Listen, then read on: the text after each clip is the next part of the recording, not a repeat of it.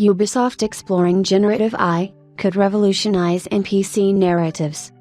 Have you ever dreamed of having a real conversation with an NPC in a video game?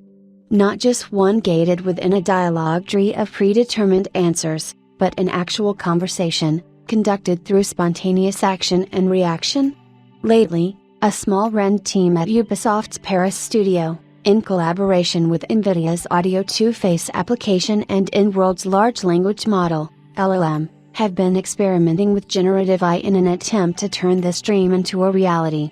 Their project, Neo NPC, uses Gen AI to prod at the limits of how a player can interact with an NPC without breaking the authenticity of the situation they are in, or the character of the NPC itself. Considering that word, authenticity, the project has had to be a hugely collaborative effort across artistic and scientific disciplines.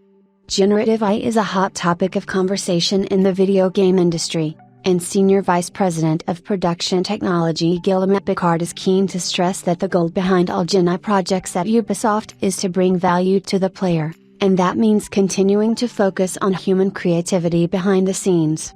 The way we worked on this project is always with our players and our developers in mind, says Picard. With the player in mind, we know that developers and their creativity must still drive our projects. Generative AI is only of value if it has value for them. Characters, not programs. Practically, this means that the personalities of these NPCs aren't created by a machine, but by a writer, who shapes their character, backstory, and conversation style, and then continues to tweak once the learning language model starts improvising dialogue. Narrative director Virginie Mosser has spent the last year and a half creating characters for the Neo NPC project, and she's found it a rewarding, if totally new, experience. I'm used to building a character's backstory, their hopes and dreams, the experiences that shape their personality, and used all that information to nurture myself into writing dialogue, explains Mosser. Now, she builds a character's backstory, their hopes and dreams, the experiences that shape their personality, and uses all that information to nurture a model. It's very different, she says. But for the first time in my life, I can have a conversation with a character I've created.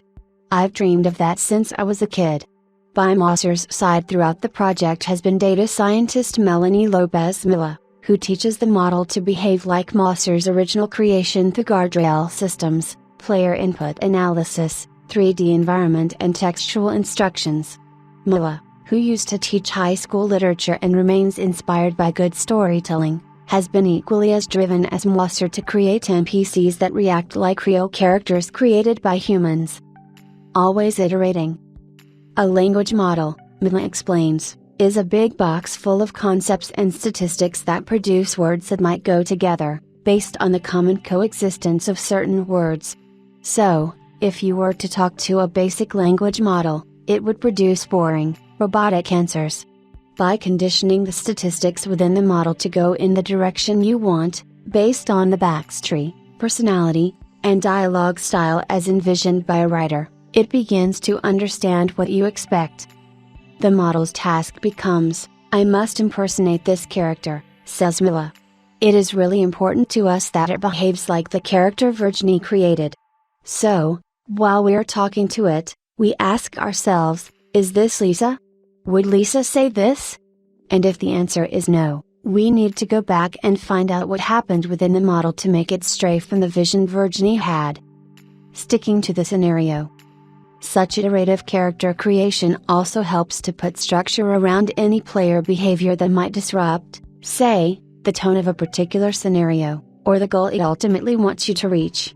Characters are programmed to react to player prompts in certain ways, or not react, depending on their personalities. It's garbage in, garbage out, says Milla of players inputting nonsensical prompts. But it's also magic in, magic out. And when the player creates their own scene and it all clicks, that's an incredible experience for them. There are other guardrails in place. The team has a lot of filters in place to catch toxicity and inappropriate inputs on the part of the player. For example, we have made a distinction between the player antagonizing the NPC and insulting them, so we can properly scope what is toxic, says Milla. The model is then crafted to react to said toxicity. It will no longer be collaborative. It's important to us to reiterate that these characters did not have free will, says Moser.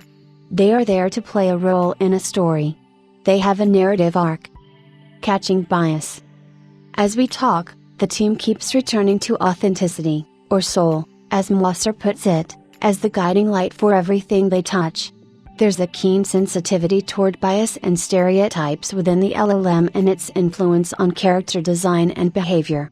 We created a physically attractive female character, explains Mila, and its answers veer towards flirtatious and seductive, so we had to reprogram it. There's also a firm belief in human performance as an irreplaceable part of building a believable character. To have a character who is really expressive, Mila says, you need an actor who is very expressive. The end goal and next steps. Project Neo NPC is only a prototype, and there's still a way to go before it can be implemented in a game. The end goal is to keep it as a flexible tool, as useful for smaller Ubisoft projects as it could be for AAA. You don't need to be a AAA developer to onboard this technology and present your players with a new experience, says Picard.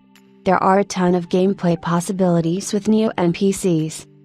The team are using GDC 2024 to present the project, but also as the checkpoint to take stock of industry feedback, and gather their learnings to date on what the technology means for them and their players in the future. Mila and Moser also want to take the opportunity to emphasize that there is room for creativity in the generative AI space, that data and storytelling can live side by side. I'm a creative, says Moser.